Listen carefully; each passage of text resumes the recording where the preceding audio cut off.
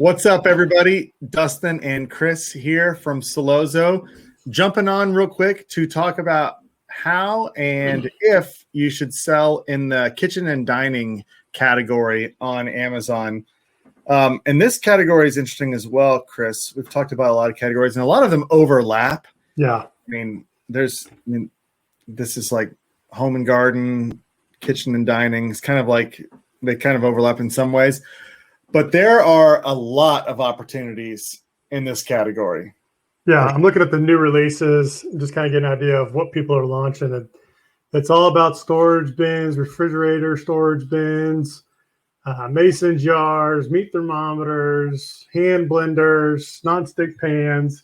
So these are the type of products you're going to be sourcing, which to me probably would just be like a one-time purchase. Like you're probably only buying like a pan, nonstick pan one time, or right. You're probably only buying a couple mason jars for whatever you're doing one time. Maybe I'm wrong, but I think like once you buy these type of things, these type of products, it's like a one-time purchase. So not my favorite thing to go after, just because your cost per clicks on advertising is still going to be high, but you're only getting that customer once. So maybe if you could come in this space and have a different offering as far as like multiple purchases, that might be good, or just build a brand in here. That might be good. But if you find something in here, it might be worth giving it a shot.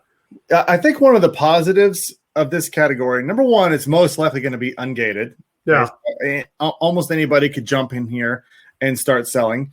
There's going to be, there's going to be areas where it's super competitive. I mean, when you and I started selling way back in 2014, the item, when you were talking about a product, you always said garlic press. That was like the staple, garlic press.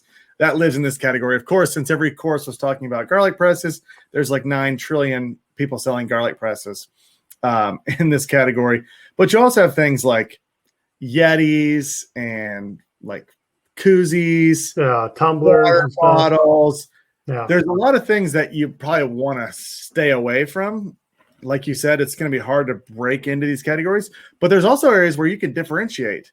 I mean, if you can find a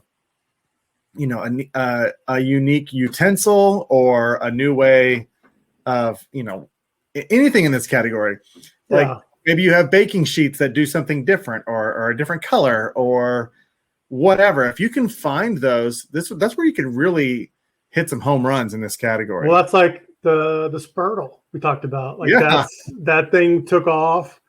Now there's like wooden utensils now that are selling like crazy.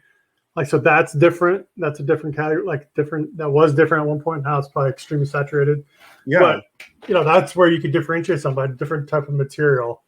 And things with like anything that's on your table, like your dishes and bowls and plates and things like that, that's all so design based. So I talk about this a lot. My wife is an artist, and we've discussed launching a line where the dishes and plates are her designs, her artwork. That's another way where you could be completely different. There's there's a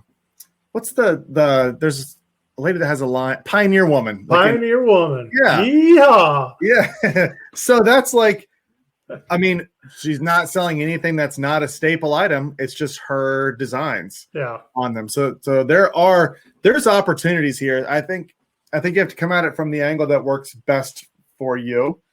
If you're looking to create a brand here and you've got a brand differentiator like your designs would be great, or if you have a good way of differentiating the product, then this is absolutely a good category for you. The cons are, like you said, we do love to be able to capture a customer for life, things that have repeat purchases, where something needs it every month or something like that. Those can be more lucrative, but there's opportunities galore in this category. Yeah. I think this would be good for somebody who's like really into kitchen or cooking, somebody who loves to be in the kitchen, who's constantly, making something on the grill or whatever, like grilling stuff.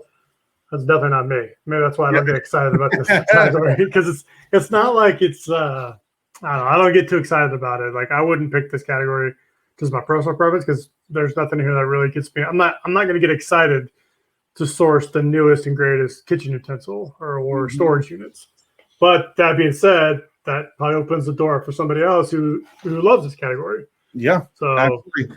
If that's you and you're starting out, if you're the one who loves this category and you can tell your story, you can build an audience or, build a Facebook community around whatever it is, whether it's cooking or baking. And there's all kinds of things that you can do as add-ons to these products that can help, recipes and things like that you can do. Then this might be an okay category for you to start in just because of the ease of entry. You're definitely going to find suppliers for these kinds of products. You can make minor modifications to it. And you're not going to be gated. So you're not going to be jumping through any kind of hoops. But that's our thoughts on the kitchen and dining category. Hopefully that helps you make your decision on whether you want to launch into this category or not. Regardless, once you do start selling in whatever category you're selling in, and if you would like to explore automating and optimizing your advertising campaigns, that's where Sellozo can come in. Just go to Sellozo.com. You can book a demo with either Chris or myself. We'll show you the platform, and we'll show you how Sellozo can help you take that PPC work off of your plate. All right, everybody. We'll see you on the next video.